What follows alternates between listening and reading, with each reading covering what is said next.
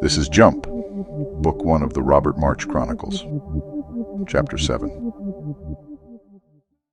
So it boils down to this. My Timeline 4 counterpart here had gone a slightly different route upon leaving the army. He had become a medical research scientist, and a damn good one at that. And, as luck would have it, that became quite a good field to be in when a new variant of the coronavirus burst onto the scene in June of 2031. The plague that erupted during that horrible summer in the North America of Timeline 4 made our timeline's COVID pandemic of 2020 and 2021 look like child's play. Official name, Kalen Virus 4. It was devastating. Almost 200,000 died in North America within days of the first wave. Almost 1 million during the second wave in the autumn of 2031. Another wave was anticipated. There seemed to be no stopping it, until the esteemed Dr. Robert March, came up with a vaccine.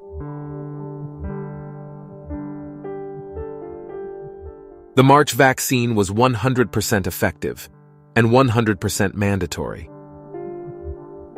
Like most traditional vaccines, it was actually a variant of the virus that it was designed to protect against. But, unlike any other vaccine, it also contained a second virus, a computer virus. Everyone who had been injected with the March vaccine, which means basically everyone in North America, was a ticking time bomb. It turns out that Dr. March shared my interest in nanotechnology and had used his vaccine as a sort of Trojan horse, a delivery mechanism for a deadly cluster of nanobots that would wreak havoc when activated, resulting in a very painful demise. Why? To what end was this evil plot unleashed? March was blackmailing the government of the United States to the tune of $3 billion.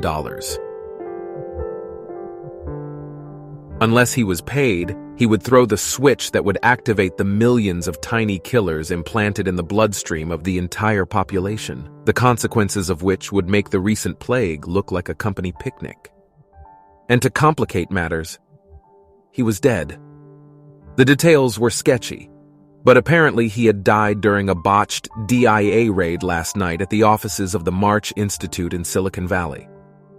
Suicide? Wouldn't that be ironic? An errant shot by an overzealous agent? No one knew for sure. All information regarding the blackmail plot and March's death were beyond top secret and tucked safely into the deepest recesses of the DIA vaults of Timeline 4. To top it off, Dr. March's switch was actually a dead man's switch. If March wasn't around to reset it every 24 hours, it would be automatically triggered and would unleash the deadly nanobots currently hibernating in the bloodstreams of every man, woman, and child in North America. The good guys thought they knew where the switch was. There was a secret, blast-hardened room deep in the bowels of the March Institute that had only ever been entered by March.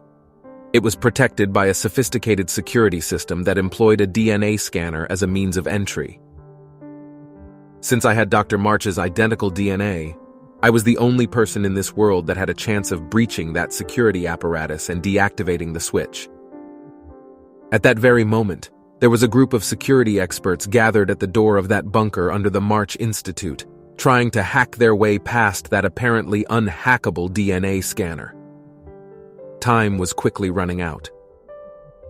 Oh, and did I mention that the leaders of this timeline had no idea that other timelines existed? And under no circumstances could they be allowed to know about this whole weird thing? Otherwise, well, let's just say it would cause some major problems. So I, supposedly dead as of last night, would have to somehow figure out a way to get past that phalanx of experts, get to that scanner, get into that room, and figure out how to disable that diabolical switch, all without revealing my identity. This day was certainly turning out to be a challenging one. But what the hell? I didn't have anything else to do.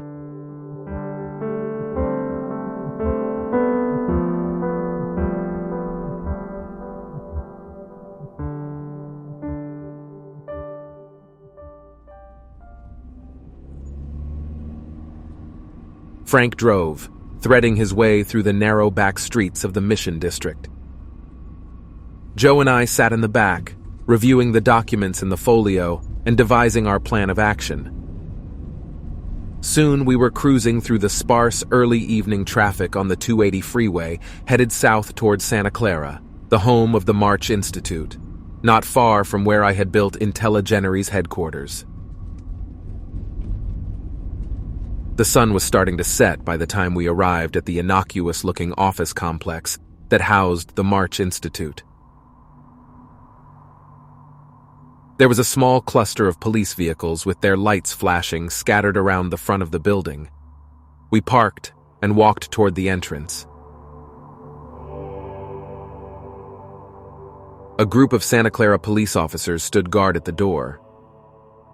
One, apparently the guy in charge, held up his hand, halting our entrance into the building. "This facility is closed." Joe flashed him his ID. The cop looked it over closely, then scanned it with some kind of device. It beeped. A light flashed green. He handed it back. He gave Frank the once-over. Then he looked at me. Did he recognize me? I tried to look calm, hoping my altered appearance and Frank's magic glasses did their thing. After a tense moment, the cop looked back at Joe. "Basement level 4, Mr. Masood. They're expecting you."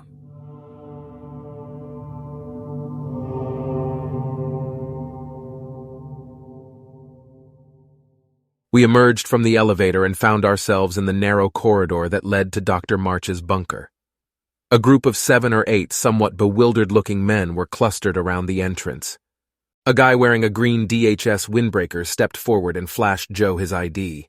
"Agent Benjamin Lewis, Homeland Security." Joe flashed his own credentials back at him. Whatever those credentials were, it seemed Agent Lewis was suitably impressed. "How may we be of help to you, Mr. Masood?" "Well, for starters, you'll need to move your team back." Lewis turned to the group. "You heard the man. Step back." The group reluctantly moved away from the entrance, moving back toward the elevator. Joe turned and motioned me over to the door. I stepped forward and looked over the security device. "Good luck with that." It looked like a simple touchpad, about the size of a human hand. I reached out and touched it. The door immediately slid open. "What the hell? That's impossible. What's going on here, Masood?" I looked back at Joe. He gave me a slight nod. I took that as a signal to proceed, so Frank and I quickly slipped into the room. The door closed behind us, leaving Joe to deal with Agent Lewis and what I'm sure was a group of seriously dumbfounded security experts. What I found in that room was something more amazing than I could have imagined.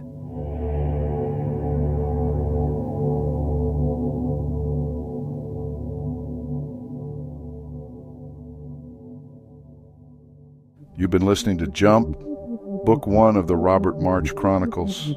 For more information, visit therobertmarch.com.